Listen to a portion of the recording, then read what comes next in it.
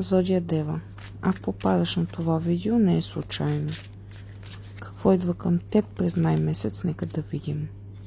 Идва движение, нещо при теб тръгва напред. Ще поемеш контрол или ситуация се задвижва, но няма да стане изведнъж.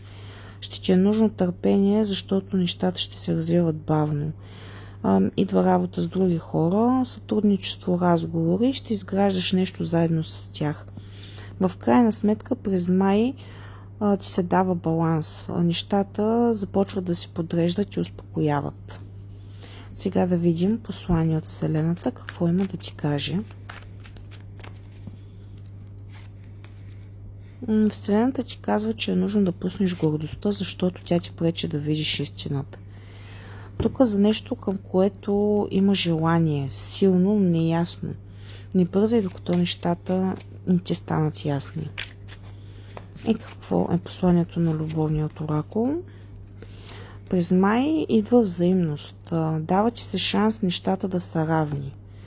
Но ще трябва тук да проведеш разговор за теми, които са недоизказани.